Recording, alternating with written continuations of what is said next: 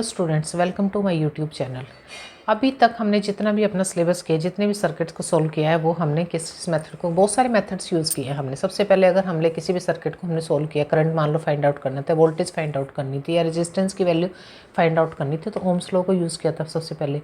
ठीक है, फिर हमने केसीएल किरचॉफ्स लॉ के कॉरस्पॉन्डिंग भी कुछ हमने कैलकुलेशंस की थी कि किस तरह से हम ब्रांच के सर्किट का करंट कैसे निकालें, सर्किट के वोल्टेज ड्रॉप्स कैसे फाइंड आउट करें।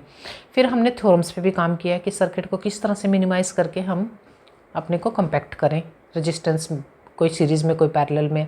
तो सर्किट सोल्व करने के ना, कहने का मतलब ये है कि बहुत सारे तरीके हैं। इन बहुत सारे तरीक़ों के बीच में हमारे पास दो ना बहुत इंपॉर्टेंट मेथड्स हैं। जब भी हमारा सर्किट बहुत कॉम्प्लिकेटेड होता है, बहुत सारे हमारे पास क्या पैरेलल ब्रांचेज होती हैं, तो उस केस में हम क्या करते हैं, दो मेथड्स के तरीके से अपने सर्किट को सोल्व करते हैं। दो मेथड कौन कौन से हैं? फर्स्ट है हमारा, बहुत इंपॉर्टेंट है दोनों मेथड्स ही, इन पर मोस्टली क्वेश्चंस आते हैं, बहुत ज़्यादा क्वेश्चंस आते हैं। फर्स्ट मेथड है हमारा मैक्सवेल्स मैश करंट मेथड। दूसरा है नोडल एनालिसिस, यानी कि नोडल मेथड। अब नोडल मीन्स नोड। अब मैंने आपको प्रीवियस वीडियो में बताया है कि नोड को कैसे पहचानें, जंक्शन को कैसे पहचानें, ब्रांच को कैसे पहचान करें उसकी, और हमारे इंडिपेंडेंट एलिमेंट्स को कैसे पहचान करें। एलिमेंट्स मीन्स कुछ वोल्टेज सोर्स लगे, कुछ रजिस्टर्स लगे, इलेक्ट्रिक सर्किट के टोटल एलिमेंट्स। कहीं पे करंट सोर्स भी लगा, कहीं वोल्टेज सोर्स, कहीं पे आपका इंडिपेंडेंट आर। अभी डीसी सर्किट्स की बात है तो कैपेसिटर और इंडक्टर की तो यहाँ बात ही नहीं करेंगे अभी इस मेथड में भी। सिंपल डीसी सर्किट को ही हम इन दो मेथड से सोल्व करेंगे। तो मैक्सवेल जो मैश इक्वेशन है ना, ये टोटली आपका किरचॉफ्स का सेकंड लॉ पे, अब यहाँ पे सेकंड लॉ अप्लाई होगा, यानी कि केवीएल। केवीएल में क्या कहता है कि वो all the algebraic sum of all the voltage sources and all the voltage drops is equals to zero. Means summation of जितने इंडिपेंडेंट वोल्टेज सोर्स लगे, जितना आई करंट आर के क्रॉस ड्रॉप हो गए, मतलब जितने भी हमारे वोल्टेज के ड्रॉप्स होंगे, सबका जोड़ इक्वल्स टू जीरो हो जाएगा। ठीक है, अब मैक्सवेल इसमें क्या कहता है, इस मेथड में कहता है कि जो लूप करंट है ना, उनको हम लूप करंट्स लेंगे इंस्टेड ऑफ ब्रांच करंट्स। मतलब लूप करंट का मतलब क्या कहना चाहता है कि हम ना सर्किट के एक पार्ट को ऐसे डिसाइड करेंगे, मान लो बहुत बड़ा सर्किट है, तो हम एक क्लोज्ड पाथ को उसके एक लूप मान लेंगे, एक मैश कंसीडर करेंगे। उस मैश का जो करंट होगा ना, वो क्या होगा, उसी के कॉरस्पॉन्डिंग होगा, ना कि ब्रांचेस के कॉरस्पॉन्डिंग। इसमें 3 ब्रांच है तो 3 करंट्स होंगे, वो सिंगल करंट ही पूरी पहली ब्रांच में भी जाएगा, दूसरी में भी जाएगा, तीसरी, मतलब पूरा जो लूप है ना, उसको हम एक ही करंट मान के चलेंगे कि यहाँ से फर्स्ट लूप में फर्स्ट करंट ही हमारा फ्लो हो रहा है। ठीक है, एंड वाइस जैसे भी दूसरे में दूसरा। अगर हमारी कॉमन ब्रांच है बीच में, मान लो कि ये लूप है मेरी, इस लूप में हमारा I1 करंट फ्लो कर रहा है फर्स्ट लूप में, सेकंड मेरी लूप थी तो इसको मैंने मान लिया था कि यहाँ से I2 करंट फ्लो करेगा। अब ये जो कॉमन ब्रांच है ना, इसका जो करंट का जो समीशन होएगी ना, एल्जेब्रिक सम, वो कॉरस्पॉन्डिंग क्या होगी, टॉप टू बॉटम है तो डायरेक्शंस हमारी चेंज, जैसे करंट के डायरेक्शंस के कॉरस्पॉन्डिंग उसका एल्जेब्रिक सम लेंगे। मतलब कुछ एक टाइम में अगर प्लस आए तो दूसरे टाइम में वो माइनस होके आएगी वैल्यू। ये आप जब करोगे ना तभी आपको समझ आ जाएगी बात। दूसरा क्या कहता है कि जो केवीएल की इक्वेशंस है ना, हम हर एक मैश के लिए अलग से एक एक इक्वेशन लिखी जाएगी। अब जितनी हमारे पास नंबर ऑफ इक्वेशंस होंगी उतनी होगी जितनी हमारे पास नंबर ऑफ अननोन क्वांटिटीज़ होंगी उस सर्किट में। ठीक है, अब दूसरा मेथड आता है हमारा, दूसरा कौन सा मेथड है हमारा, हाँ, नोडल एनालिसिस में क्या कहता है ये, इस मेथड में कहता है कि इसमें जितने भी ब्रांच के करंट होंगे ना, उन सब को हम मतलब कैलकुलेट करेंगे। मैश में तो क्या कहता है कि मैश का करंट कैलकुलेट होंगे, कंप्यूट होंगे, ना कि ब्रांच करंट। यहाँ पे ब्रांचेस के करंट को कंप्यूट करेंगे हम। और यहाँ पे जो मेथड अप्लाई होगा ना, वो किरचॉफ्स फर्स्ट लॉ अप्लाई होगा, यानी कि किसी भी नोड पे coming currents, summation of the incoming currents and summation of the outgoing currents is equals to zero corresponding to that node. मतलब एक नोड पे कितने करंट आ रहे हैं, कितने उसके अंदर घुस रहे हैं, कितने उससे बाहर निकल रहे हैं, उनका सबका समीशन कितना किसके इक्विवेलेंट होगा, जीरो के इक्विवेलेंट होगा।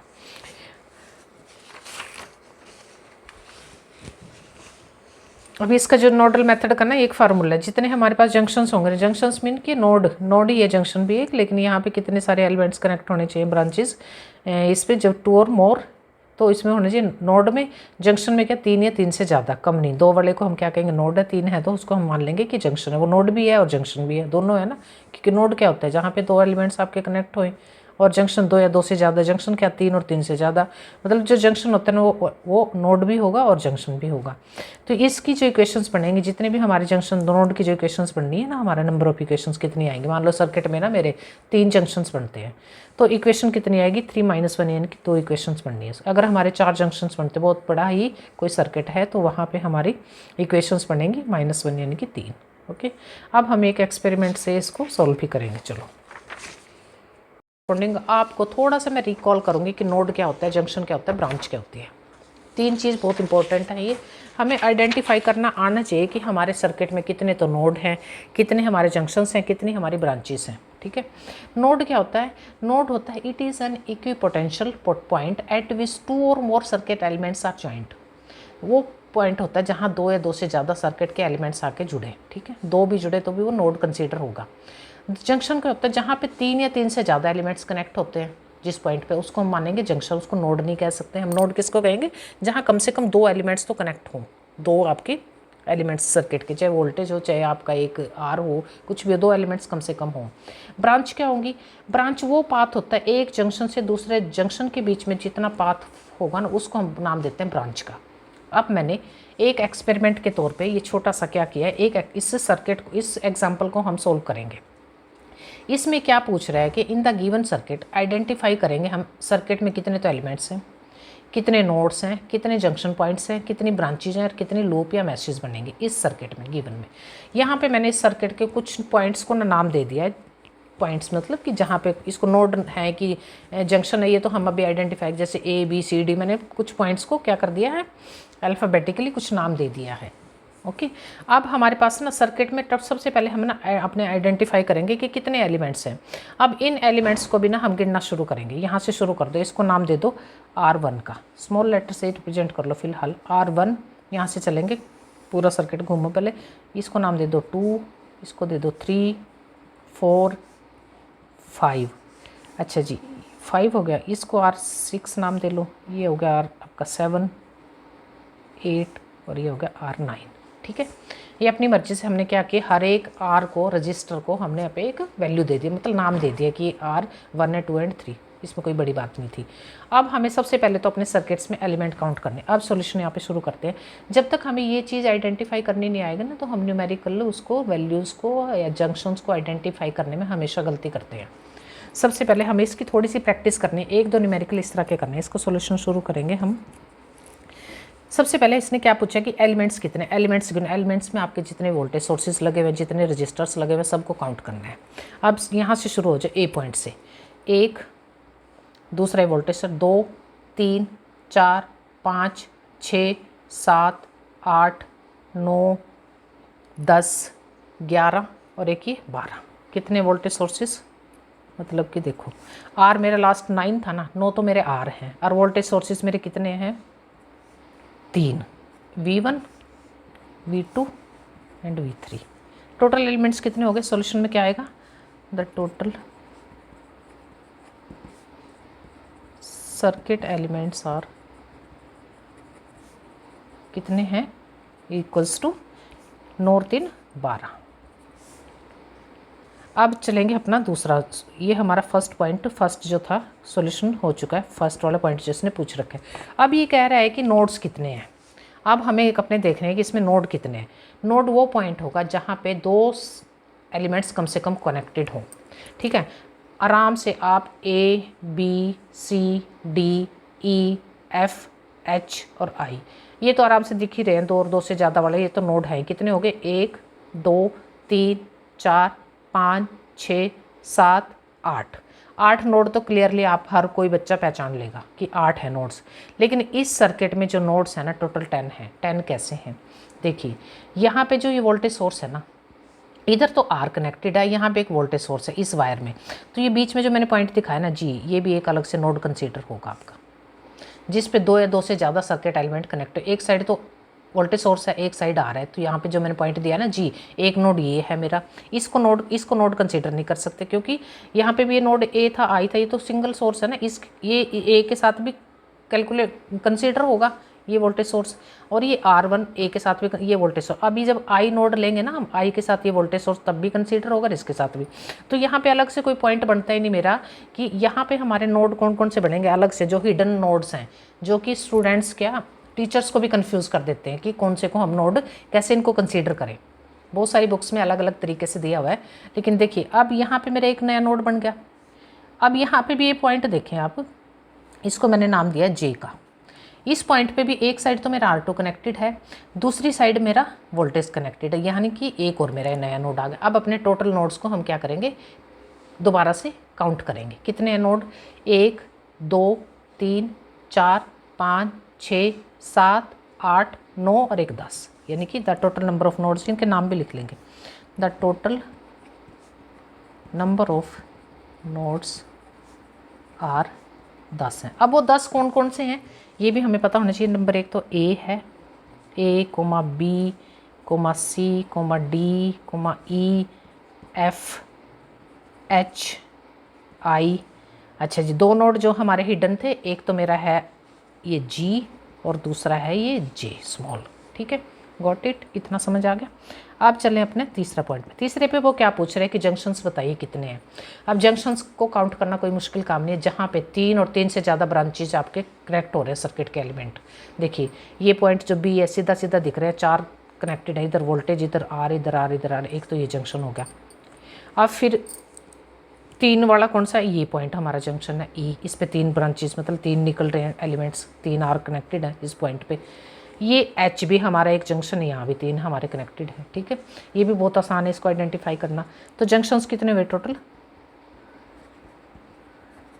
जंक्शंस कितने हुए, 1 बी ई और एच, 3। इनके नाम भी लिखो, एक तो बी जंक्शन है, एक आपका ई है और एक आपका एच है। ठीक है, ये हो गया आपका जंक्शंस के लिए। अब चौथे पॉइंट पे उसने क्या पूछा हुआ है, चौथे पे पूछ रहा है कि ब्रांचेस काउंट करो कितनी है सर्किट में। अब ब्रांचेस जो होते हैं ना, ब्रांच क्या होती है, अभी मैंने क्या बताया था, इट इज़ द पॉइंट और द पार्ट, वो पार्ट या वो पॉइंट, पॉइंट नहीं पार्ट ही कंसिडर करेंगे, इट इज़ वो part which lies between junction point, जो कि जंक्शन पॉइंट के बीच में लाई करे। देखिए अब मैं चलती हूँ, अपने पास 3 जंक्शन है। सबसे पहले तो हमारा कौन सी आ गई, एक ब्रांच तो यही आ गई, कौन सी, बी से लेके एच तक एक ही ब्रांच आ गई। ठीक है, दूसरी ब्रांच मेरी इसी बी जंक्शन को ही अगर हम ले लेते हैं, इससे इस जंक्शन, 3 दोनों जंक्शंस के बीच के को हम एक ब्रांच मानेंगे, चाहे वो कितनी बड़ी बने हमारी वो ब्रांच। अब देखिए एक ब्रांच हमारे ना टोटल, पहले तो हम देखते हैं ब्रांचेज हैं कितनी। इस जंक्शन से कॉरस्पॉन्डिंग ले, एक तो हमारी इस जंक्शन से एच तक एक तो ये ब्रांच है, बी को अगर हम इस साइड से देखें एक तो ये ब्रांच आ गई, इसी बी की इस पार्ट को अगर घूम के आए एच तक काउंट करें, इस जंक्शन तक मिलेगा, एक ये ब्रांच आ गई, 2 होगी। अब तीसरी ब्रांच, एक यहाँ से चले सी डी और ई तक आए, एक ये ब्रांच होगी, 3। एक यहाँ से लेके बी तक आए हम, एक ये ब्रांच होगी, 4। अब इसी बी से इस जंक्शन के कॉरस्पॉन्डिंग एक ये ब्रांच होगी, बाकी सारी हमारी कंक्लूड हो चुकी हैं, 1 2 और 1 3, मतलब टोटल 5 ब्रांचेज है इस पूरे सर्किट में। कितनी है नंबर ऑफ ब्रांचेस,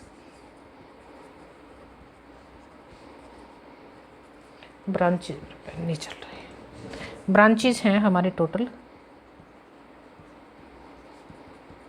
5 का नाम भी लिखेंगे अब हम, बी सी डी ई, पहली ब्रांच का नाम भी बड़ी ब्रांच है, कौन सी, बी सी डी, इस जंक्शन तक आने में, यहाँ तक पूरा रास्ता इस ब्रांच का यहाँ तक ख़त्म होता है। पहली ब्रांच का नाम लिखो बी सी डी और ई। ठीक है, अब दूसरी ब्रांच आ गई हमारी बी से लेके ई तक। अब तीसरी ब्रांच आएगी बी और एच, मतलब यहाँ से यहाँ तक। अब चौथी ब्रांच आ गई मेरी बी ए आई और एच, 4 होगी। अब पांचवी मेरी कौन सी बची है ब्रांच, बी ई एफ और एच, इस साइड से आऊँ मैं, अगर बी ई एफ और एच कितनी होगी, 1 2 3 4 5, सब कुछ कवर हो गया ना, सभी हर जंक्शन पॉइंट कवर हो गया। अगर इसके कॉरस्पॉन्डिंग देखें तो इसको उल्टा कंसीडर कर लेंगे, है तो ब्रांच तो वही है ना, अब अलग अलग थोड़ा निकलेंगी, एक को सेंटर मान के हमने सभी को कवर कर लिया, सारे इसमें हमारे तीनों जंक्शंस के बीच के पार्ट आ गए हैं, चाहे वो हमारे एच के कोरस्पॉन्डिंग, चाहे बी के हो, चाहे ई के कोरस्पॉन्डिंग ले तब भी इतनी ब्रांचेज बननी है हमारी। इनको एच के कोरस्पॉन्डिंग तब भी इतनी ब्रांचेज, यानी कि ब्रांचेज कितनी होगी सर्किट में? 5। अब क्या बचा अपना, ये कह रहा है कि मैशेज कितनी है, 5वां पॉइंट, नंबर ऑफ मैशेज कितनी है, ऑब्वियस या लूप, इसमें कन्फ्यूजन है, मैश को, लूप को या फेंस को, एक ही बात है, ठीक है। अब देखो लूप कितनी है, एक तो यहाँ से हम घूम सकते हैं, सर्किट कंप्लीट हो रहा है, एक यहाँ से हम घूमेंगे, एक हम इसमें ऐसे घूमेंगे जब KVL अप्लाई करेंगे ना। तो हमारी लूप कितनी होगी, 1, 2 एंड 3 लूप्स हैं हमारी 3। चलो थैंक यू।